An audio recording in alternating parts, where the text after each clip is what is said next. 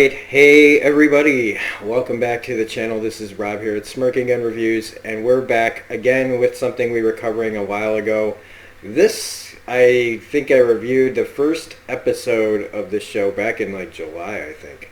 And we're of course talking about Crime Story, the show that ran from 1986 to 1988. It was produced by Michael Mann. Pretty sure this show got made because of his success with Miami Vice.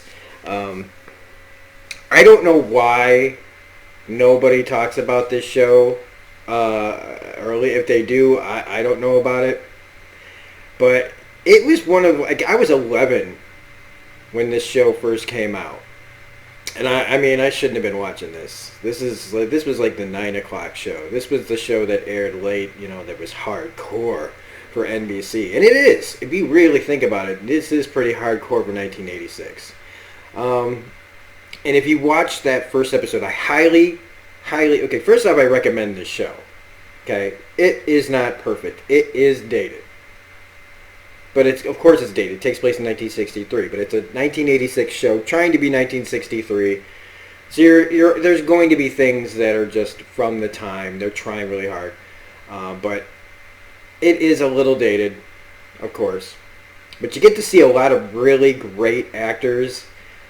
Pretty good production. Like, the pilot was well produced, but there were times when you could just definitely tell it was 1986. In this second episode, they do a lot better at hiding that it's 86 and that it's not 63. They really try to steep you in the world of 1963 Chicago. They really try. And like I said, go back if you're watching this. Go watch the first episode that I did on it. It is a very extensive deep dive. I try to do all these kind of deep dives as I can. Of all the actors, all the characters, where you'd know people from, that kind of thing. I love that video of mine. I know maybe you shouldn't say. I don't know if that's bragging. I'm proud of that video. I'm gonna try to live up to that because I was putting clips in videos, but this camera that I use, man, craps out on me so much that I can't edit well. I have to do one shot. If I tried to break these up, it would take me all day to like stop and put in and get this whole thing rebooted and then put in a clip and start again. It would just take a really long time. So I'm skipping clips and telling you to watch that first video. But to give you a refresher, this show stars and this is one of the main reasons why I'm doing this. Okay, it stars the late great Dennis Farina. Okay, the guy was and always will be to me a national frickin' treasure as far as acting goes. Dennis Farina stars as Lieutenant Mike Torello. You got Tony Dennison, who plays one of the great TV villains of all time, Ray Luca. Bill Smitrovich, who I really dig from shows like Millennium. He plays Danny Krycek. I'm still convinced that Chris Carter used that name for the Krycek character on the X-Files. I really wish I knew that. I really wish I could talk to Chris Carter and say where did that Krycek name come from? Because you just don't hear it very often. You got Steve Ryan in this, and the Rocketeer, Billy Campbell. Billy Campbell is also on The Killing. He's on a show called Cardinal. Billy Campbell just never had that career. But I don't want to go too far into this, like stuff that I was explaining in the pilot episode review. But we also got Stephen Lang from Avatar and Don't Breathe and that one failed dinosaur future pilot show from Fox. It was Spielberg was doing that. Stephen Lang, he's a really good actor. The late great John Polito. You're nothing but street grease, you hear? Street grease. He is, if you know who I'm talking about, John Polito's been in tons of Coen Brothers movies and things like that. He's great. He was on The Crow. That's what that was from. John Snyder is the villain in this. He did a lot of work in Michael Mann movies, or in TV shows, I should say. Did a lot, mostly voice work, like a ton of voice work. He's done, his whole career has been voice work. But he seemed really familiar, but it just turns out that he just does a lot of anime. Who else do we got here? Ron Dean, the Chicago character actor. If it's in Chicago, if it's made in Chicago, you are going to see Ron Dean probably in it somewhere. 99% of the time. Like movies like The Fugitive or The Dark Knight, he usually plays a cop. You know, he's good at it. But he's in this. Ted Levine. I'm talking about an episode, not just the show. These are who were in this episode. Ted Levine, Buffalo Bill from Silence of the Lambs, and everything freaking else. Ted Levine, I love Ted Levine. He's so great. I'm sure you're a great big fat person. And even Andrew Dice Clay is in this as a man named Max Goldman. And he's Dice. He lights a cigarette. He does it the way Dice does it. And he does the smoking like he does, like it's just so cool, man. It's just so cool. And the show has a narrator that recaps the show previously on. I didn't put it on here, but yeah, he's like, you know, he does the voiceover of the whole thing, describing the events of the pilot episode. It is fantastic. So let's just jump in. And I mean, I'm looking at the names in here. Like, director of photography was James Contner, who's like a director now. And so the people who wrote this, let's get them in here. It's Chuck Anderson and Gustav Reininger. Teleplay by Richard Christian Danis. And it's directed by Leon E. So jumping into this episode, like I've been playing behind me, right? So this guy, who's a very punk-looking guy, he goes into a hair salon. Now, I should preface this. I'm telling you again, go watch the pilot episode review if you've never seen this show or you don't know what I'm talking about. This is about how Mike Torello and Ray Luca, the gangster, are fighting it out in 1960s Chicago. Boom. That's all you really need to know. And so this guy, this killer, a salon and proceeds to blow everyone away. Just kill everyone. He's got a really nice silencer. For a crazy guy, I don't know where he got that, because that kind of shit costs a lot of money even back then. Getting a silencer it's difficult. But anyway, I mean, they probably didn't think of that detail. For a show that's a lot of detail, I don't think they thought about that. Well, one of the girls, the last customer that came in was in the back, and she was hiding, and she lives, and he kills everyone. Like, this is it came out in September 19th of 1986. So your show opens with a mass murder. You don't actually see the killings. I mean, you hear, there's a lot of excitement and crashing, and you hear the gunshots and stuff, and there's like a definite peril, but you don't really see it. You see shadows and things. They're very subtle. They worked really hard to get this scene in there without like standards and practices, like nailing them to the wall with everything. Cut to, we get the credits and everything, which are great because they play the Runaway, I'm a walking, and shut up, Rob. We cut to the cops they're having a party. It's this weird dance party that you saw behind me, right? They're all dancing, having this group thing, and it goes on for a while, and you can tell that it's just in a cheap set, because if you look out the window, they've got a really fake backdrop of Chicago back there, like skyline, and it's really funny, and it's like one of the only fake looking things on this show, because all the sets and everything feel real. You feel like you're in a walk-up in a lot of scenes where they're just going around the streets. It really feels like you're there. And he's got this friend, Ted, who wants him to, get out of the cop game, man. I just got the insurance for the entire police, station. Come with me. We can make a lot of money. Your wife won't be looking for you. She won't have to be a widow. But Mike is one of these guys who, he'd rather just, he knows he could make the money, but he'd be bored, and honestly, he just, he's a cop. He's a cop. That's what they're trying to say, is that nothing else will do. Justice is Mike's game. So he turns him down, and we get Ray going to his guys. Ray Luca, the main gangster of the show. He's got his two little thugs that he's working with that are doing robberies for him. Ted's Frank Holman, and the other guy's name is Paulie. And they're using this mass murder, because right here, yeah, this is great. Look at Ted Levine and that cat and a shotgun in his hands. That is a scary, scary situation. And man, I always have to do this, because otherwise my thing will flake out on me. So they are using this so that while the cops are all putting all their effort, they've been told that nothing else matters. So, all right. So I had to do a quick edit there. Does anybody else have to use like a red light or anything to let people know that you're recording? Because I think I have to invest in one. Because it's like as soon as I'm recording, if I don't specifically say I'm recording, it's when all of a sudden I become highly in demand. So anyway, where I left off. So Ray Luca is got his guys, running scams for him while the cops are busy. Put everything else, on hold.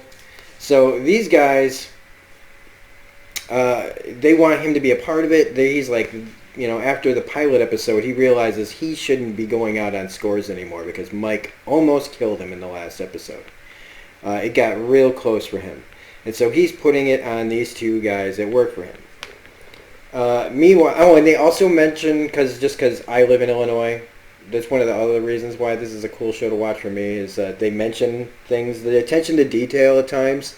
They mention the Rockford Plaza Hotel. Rockford, for me, is only like a hop, skip, and a jump away.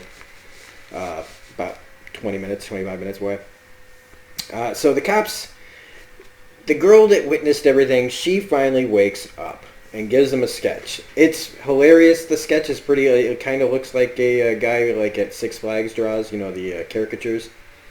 But a little, without like, making him like riding a go-kart or something, and like with Mickey Mouse ears on or something like that. I don't know. But they start canvassing the area, all, different groups of guys, trying to find this guy. It's really funny. There's this one, Smitrovich's character, Krychek, goes up to a bum who's like clearly drunk. It's not good acting. The extra is not giving good acting. But then when he like sees the picture and he goes, "I know who that is. That's my daddy." I just cracked up. And the music. I was thinking about this while it was going on because it's heavy. There is a lot of music in this show, and now that we're in episode 2. Holy moly, is the music predominant. It is really trying to make you realize you're in 1963, but sometimes it's too much. It's like, wow.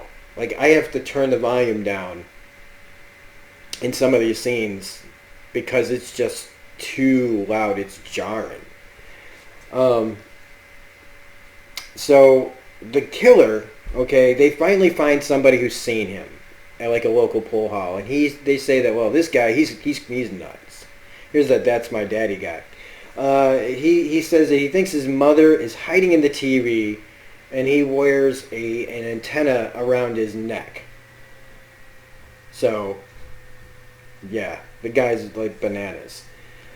Another thing I like about this is they show paperwork. They show like when they go to places, they're actually going through paperwork, looking for things that they need instead of just having somebody give them exposition. There's like this whole scene of two guys going through information to find the right thing that they need, where they finally come up with, oh, is this the guy? And, to get confirmation of the witness. It's all really detailed but I mean, some of it almost feels like padding, because this is a 48-minute show. Back when they only had like 12 minutes of commercials, like getting a 48-minute drama show on TV now, you'd have to like be like practically a 2-hour episode just to fit all the commercials in. So we get this scene where Ray's guys, they rip off a jewelry store. Meanwhile, and it's like, they smash and grab. It's like just everything. Nobody's killed or anything because they're trying to like not get the cops on them. Like, it's fine as long as it's just a robbery. The cops, like, if they add to the body count, then all of a sudden focus will shift back towards them. So it's really important that they don't get the body count up. But meanwhile, Ray, if he, since he's not going out on scores, he's setting up the deals. He's setting up bigger plans because the guy is got like great big plans for his gangster career. He goes to see Max Goldman, but unfortunately and conveniently, Krychek is there with his wife. I think she works at the hotel or something like that. And he sees Ray go in, and he calls all his buddies to go in there to get the room next to him so that they can bug it. And so Mike and Krychek are in there, bugging this, listening in on this room, which I don't know how they did it, because the guy was already in there. But I don't, it's like they have the tape recorder practically up against the wall or something. But Max Goldman is played by Andrew Dice Clay. It's the Dice Man. It's hilarious. There they are working on that paperwork.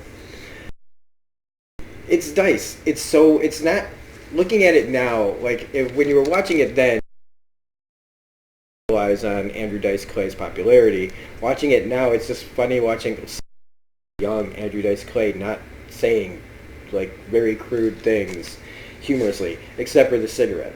But the scene's purpose here is that Ray is trying to set up a nationwide gambling, nationwide bookmaking network.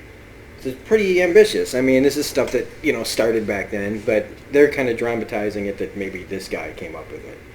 And that if they can get it out to Vegas where they can work out in the open, then they'll be golden. But the problem is that none of the higher-ups are in on this yet. Ray's doing this on his own. So there are people, higher gangsters, gangster bosses that he's kind of, I'm not going to say he's overstepping his bounds, but he's close. Which leads to you to believe that, that this character is probably going to try to take power eventually, because these guys aren't moving fast enough for him. They're just in his way.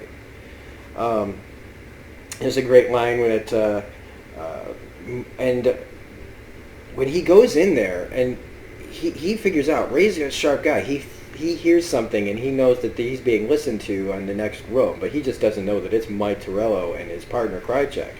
So we could have a potential gunfight where they just start blasting each other. And this is where the cat and mouse game kind of plays in this show quite a bit, with these two guys who are really close to killing one another, or catching the other, that kind of thing. The one always just quickly getting away. And while that would have gotten old pretty quickly, the show didn't last long enough for it to get that far, where it'd be too tiresome. So it's really close. He's breaking into their room and they've got their guns out. Meanwhile, Mike does go around to try to pin these guys in. It's actually a really tense scene, because you don't know if one of these guys is going to walk through the right door. But knowing now that how the show plays out, that's not going to happen. That's not what happens in these situations. The bad guy doesn't go in there and cause a true romance style shootout. But it was pretty intense. And there's a great line, 5 will get you 10. He's from 5 will get you 10. He's from Wisebord. I don't know. He says it's meanwhile, other cops, they're still canvassing, looking for this guy. They find a very friendly prostitute and a stiff that's being eaten by pigeons. They ask the lady, this guy's been in here for a week. Don't you have a nose? And the prostitute says, nobody asked me to use my nose before. Meanwhile, the guy, they give up, and the guy was already on the fire escape. So, funny. I gotta find where my notes left off. I'm writing all over the place. So, Ray then goes to talk to Bartoli, who's played by the great John Polito, and they have a secret gambling room in the back of a semi-trailer. I thought it was a shipping container, but it's a semi-trailer shipping container. And they've got craps and roulette and everything going in the back of this little tiny room with all these people dressed all nice and shit. It's hilarious. They still felt the need to dress up, even though they're in a warehouse in the back of a semi. But he's there to convince Bartoli about the booking business, meanwhile giving him updates, because he's the head guy, so he's earning. Meanwhile, he's also got his plans, but he's letting his boss in on the plan, but he's also kind of you can tell that he's prepared to move on it on his own. And I mentioned that they really do hide that it's 86 better in this episode. We find out that Mike and his wife are trying to have a baby. There's this kind of awkward, they have to have sex a lot during this week. It's really weird. The killer, they finally release his photo on TV, and he's just texting TV crazy, where he's just looking at himself don't look at me, and he shoots the TV with a shotgun. So now he doesn't have a TV to watch it and to scream at. So he breaks into the prostitute's room to get her TV. She walks in on him, and for some reason he thinks this is, I don't know what this has to do with. Maybe he thinks that she's his mom and he's mad at his mom or whatever. They never go into this. I thought maybe this guy had some PTSD from like maybe Korea or World War II, but all these guys still seem a little too young to be in World War II. Torello doesn't, but this guy does. So maybe he was in Korea. But they just say he's crazy. It seems like with the tattoo "Born to Die" and everything, it seems like a tattoo maybe he got in a war, in a conflict. But they never say it. So he takes the prostitute though, ties TV antenna. There's this conveniently big ass antenna on top of the building. He ties her up to it, connects her to electrodes, and then has the wires at the ties her on the street. And I was thinking to myself, this is crazy for 1986, because she's up there screaming, "Let it go, let it go," and he's just all like, it's nuts. Meanwhile, Ray has another job for Frank about a home invasion plan with a guy who's an amysticist. They get a joke about that, like, what's an amysticist? A guy who puts his pants on, or his underwear on, inside out, or something like that. But an amysticist is a coin collector. They got, like, expensive coins there, and he wants them to go rip this place off. Meanwhile, the killer now, he's completely off the, he's gone completely over the bed now, even though he's already mass murdered an entire hair salon and electrocuted a woman like some Batman villain. And now he's wrapped her up in wires, and he goes to and takes over a television station. The cops, sorry, I'm sinking in my chair. Ooh. So the cops are, Mike doing. There's Andrew Dice Clay behind him. That he's using it to, these murders to get away with what he's doing. And if the longer they don't catch this guy, the more Ray's going to get away with his crime. So they're losing on both fronts. People are getting murdered, and Ray is ripping Chicago off at will. And so he sees a sign that makes him think about what the guy's doing, and he figures he's trying to get a message out to space, whatever. The episode is almost over, and they really needed to wrap it up, and I think they just kind of conveniently just put the pieces together. So they know that he'll be at a TV station, which he is, and he's got all the news reporters and everything like tied up, and he's got the camera running around. Meanwhile, Mike's wife is watching this play out on TV at the news station. Better make sure this thing doesn't black out on me. It's already getting stuttery. He goes there, and Mike's on TV too now because he's got the camera controlling the camera, and he kind of edges. I'm not 100% sure if he blows his own head off with a shotgun or the other cops kill him. You don't see it because, again, they're really working carefully, I think, with standards and practices to not show too much. You can show a gun, you can show all that stuff. Maybe you can show somebody going, "Oh," but not blood. But he dies, and that's just it. Like, it's over. Mike goes to to one of the victims' family at the hair salon's fiance to tell him, "Hey, if you need anything," and he calls his wife, and "Hey, we're going home, and we're gonna." And that's basically the end of the episode, except it's strangely with Frank and Polly going to the house of the amysticist to rob him, and then it just cuts out, says "to be continued." We don't see the robbery. We see the beginning of the robbery. I don't know if that's what the show's always going to do. I don't remember if that's how it went. But that's an interesting way to go. Definitely, that's a very Lost kind of ending. Where it just makes you go, "Oh, come on, I got to wait now to see the robbery and what happens next." So that's Crime Story, Episode 2. It was called Final Transmission. I'm actually enjoying it. I just want people to watch the show. I want people to get interested in this show. You can find it on Amazon Prime. If you're a Prime member, the show is free. It has great actors. Yes, it's a little dated, but it's produced by Michael Mann. Come on, the guy did Collateral. He did the movie version of Miami Vice too, but let's not hold that against it. But he's also did Heat. Come on, we're talking about Michael Mann here. This is way ahead of its time stuff, and I still want to know if Krychek from the X-Files is named after Bill Smitchowicz's Krychek. That's right there. That's it. So, anyway, if you like this recap review, because it's fantastic, even if it is cheesy, please hit the like button or feel like it. If you feel like it, I gotta feel like